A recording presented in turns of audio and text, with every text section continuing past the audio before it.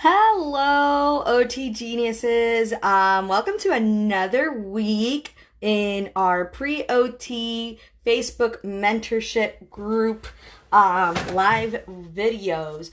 In case of you don't know who I am, my name is Jessica. I am the creator of OT Genius and the founder of this platform.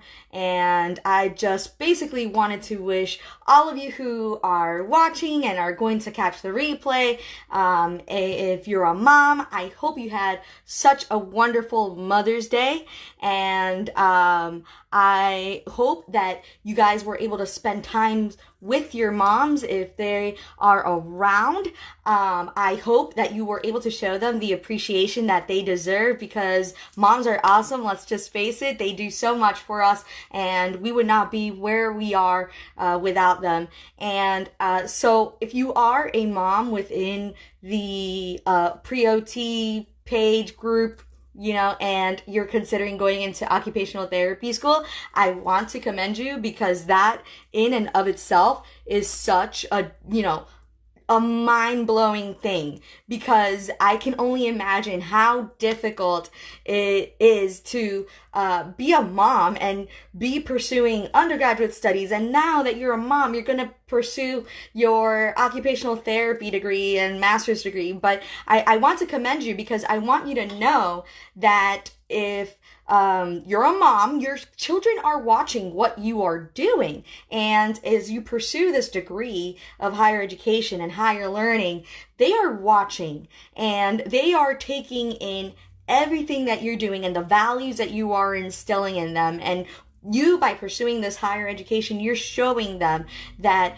it is important to pursue a degree that is actually of worth, and a degree that's going to give them a certain skill set that's going to take them to the next level. So if you are a mom, happy Mother's Day. I hope you had a wonderful day yesterday. And if you're not a mom, but you want to make your mama proud and you were not able to show that love to her yesterday for whatever reason, I'm going to give you an opportunity right now to do so. If you're live or in the watching the replay, go ahead and put in the comments section, I love you, Mom. I'm going to make you proud. I'm going to get into OT school. Watch me. Take a snapshot of that and send it to her. So once again, go into the comment section and put, I love you, Mom.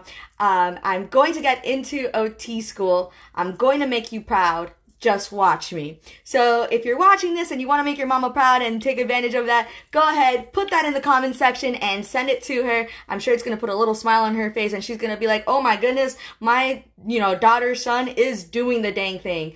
And, they're going to make it. I, for one, can actually tell you that as supportive as my mom is and as much as I love her, the very, very beginning, when I first even mentioned that I wanted to go into occupational therapy school, she was not the most supportive, number one, because she didn't know what the heck occupational therapy even was, so she's thinking, oh my gosh, in her Spanish accent that I love, like, ay, Jessica, you're going to go to school again, and you're going to pursue another degree, and I don't know if it's going to help, and she's wondering if I'm going to make it. So, but I knew that there was something to this OT thing and that it was going to help me in the end. And so I did not really, not that I didn't care what she had to say, but, I wasn't going to let that stop me. And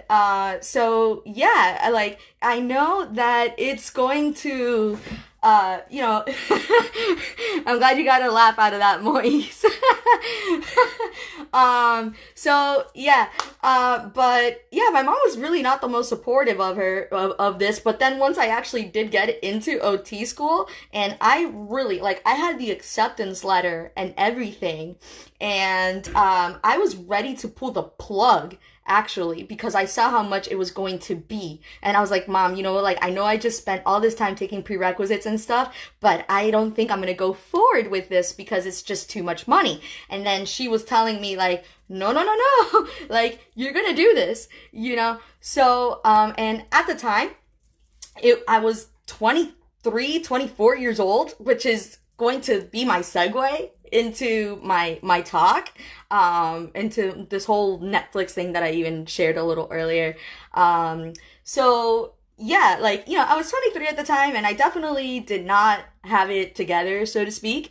And I'm 31 now, and I'm still, getting it together. Like, I come to learn that we don't really always have it together, and that we're constantly always learning, that life is a learning process, and that nobody, regardless of age, really has it together. And I was watching this Netflix show. It's called Young and Hungry.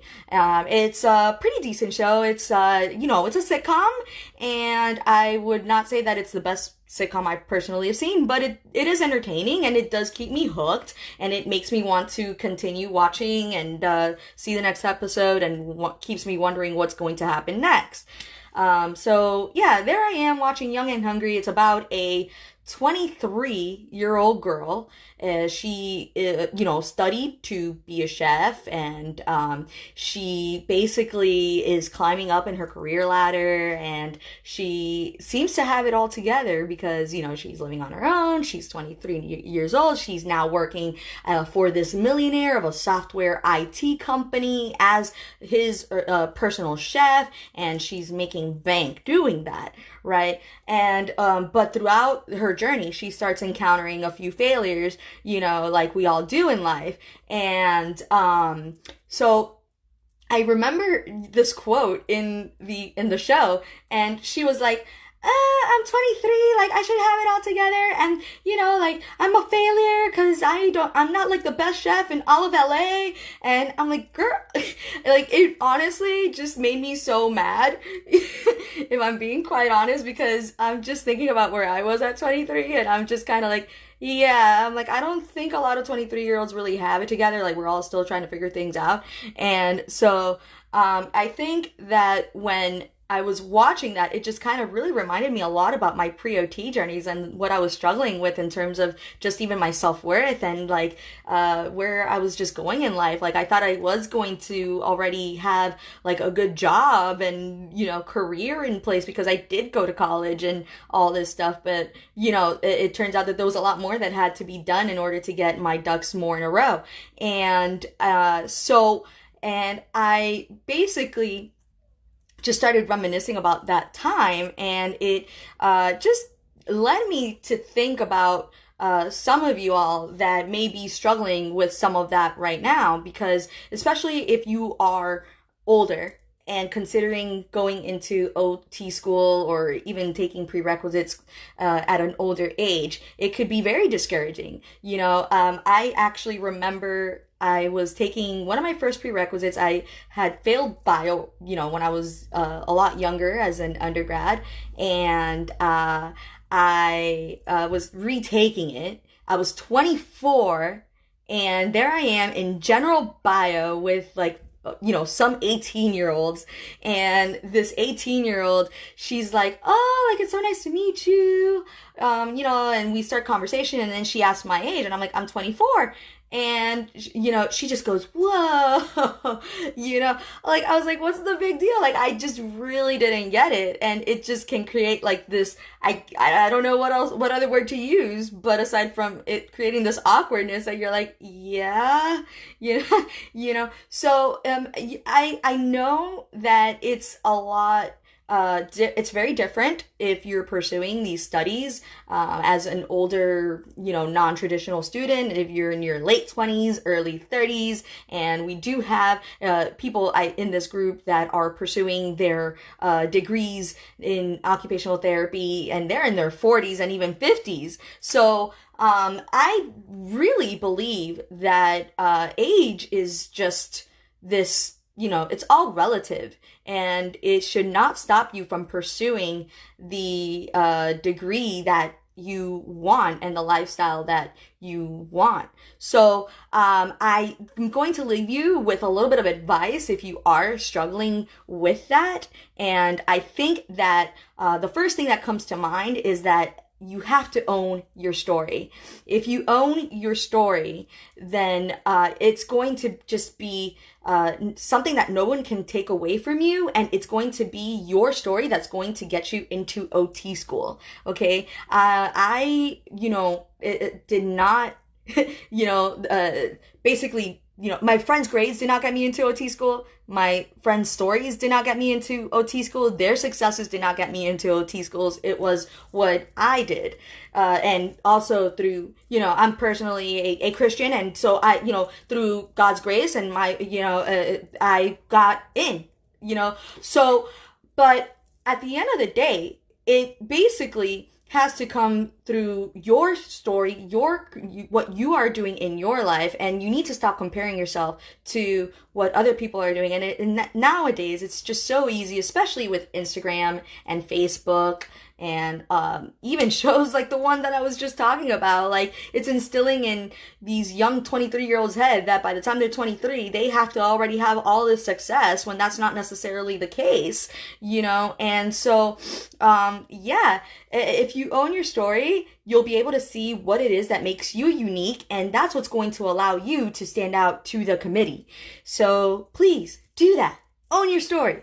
That's one of my little tidbits. The other tidbit that I wanted to give you, if you are, older and you're struggling like, oh, I'm 25, 26, and I'm retaking prerequisites and everybody else is younger or whatever, is that you need to let go of the expectations and labels that have been set on you by society and people, your friends and family, because if you let that just basically take a hold of you, then you're not going to pursue what it is that you truly want as an individual, because you are letting other people and other things dictate what it is that you do and dictate who it is that you are. So, there's not much to say about that aside, from, be you do you. And the last thing that I wanted to leave you with is to basically stop being afraid of failure, because your failures as well are what can create even successes in the future. It's about your character. It's what you do with those failures. For example, many of you know that I didn't do well in some of my undergraduate classes, and that I had to retake classes later on once I did decide that I wanted to go into OT school, but I wasn't afraid to, was I afraid? Yeah, but the fear did not stop me. And you can't be, afraid to fail, because if you are, once again, you're not going to be pursuing the things that you want out of your career, out of OT school, and so forth, and just out of life in general. So I want you to really take those 3 general pieces of advice, and if you just have anything else that you want to advise for other people in the group, please also put it in the comment section. Share it out if you think that this spoke to you, or if you think that another pre-OT in the group needs to hear this. Please tag your friends, invite your friends to the group. And I really want to emphasize now as well that it is a very critical time to invite your friends into the group, because the OT caste system is opening up. And so people are going to be applying into OT school really, really soon, starting in July. And I have a big announcement come tomorrow in regards to that, and how I am going to help you, basically get through that whole process. If you are applying even this cycle or looking to apply in future cycles, it's definitely something that's going to be worthwhile. So I want you to keep an eye out on the page tomorrow for this big announcement that I'm going to make. And I hope that if that you guys enjoyed today's live, and I will see you next week. Have a great evening.